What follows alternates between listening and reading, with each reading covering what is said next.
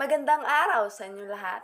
Narito po ako sa inyong harapan upang ibahagi ang aking ginawang talumpati tungkol sa isang napakaseryosong isyu na patuloy na humadlang sa pag-unlad at kapayapaan ng ating lipunan. Ito ay ang karahasan.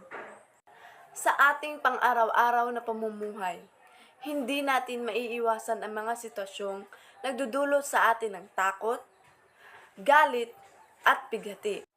Ang karahasan ay maaaring magmula sa iba't ibang sanhi, katulad na lamang ng kahirapan, diskriminasyon, at hindi pagkakapantay-pantay sa ating lipunan.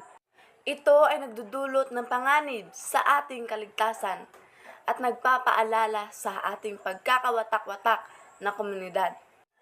Ngunit, hindi dapat tayo maging manhid o walang pakialam tungkol sa mga pangyayaring ito.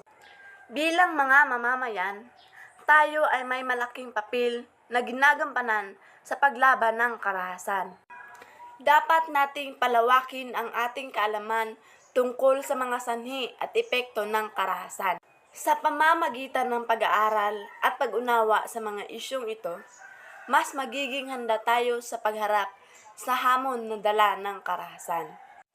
Mahalagang itaguyod ang kultura ng respeto at pagkakapantay-pantay sa ating mga tahanan, paaralan, at lalong-lalo na sa ating komunidad. Dapat nating ituro sa ating mga mamamayan, lalong-lalo na sa ating mga kabataan, ang halaga ng paggalang sa bawat isa at pagkilala ng kanilang mga karapatan. Sa pamamagitan ng pagpapalaganap ng mapayapa at magiliw na kapaligiran, maiiwasan natin ang mga pangyayari ng karahasan. Mahalagang makiisa at makilahok sa mga organisasyon at programa na naglalayong labanan ang mga karahasan.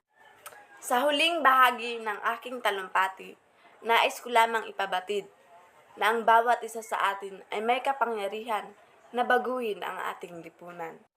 Sa pamamagitan ng pagkakaisa at pagtutulungan, maiiwasan natin ang hamon ng karahasan at makakamit natin ang tunay na kapayapaan at kaunlaran sa ating lipunan. Naway maging inspirasyon ang talumpating ito upang tayo ay magsikap at magkakaisa sa paglaban ng karahasan sa ating lipunan. Sa ating pagkilos, tayo ay naging inspirasyon ng pag-asa at pagbabago.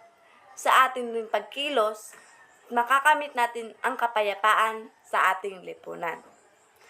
Yan lamang po at maraming salamat.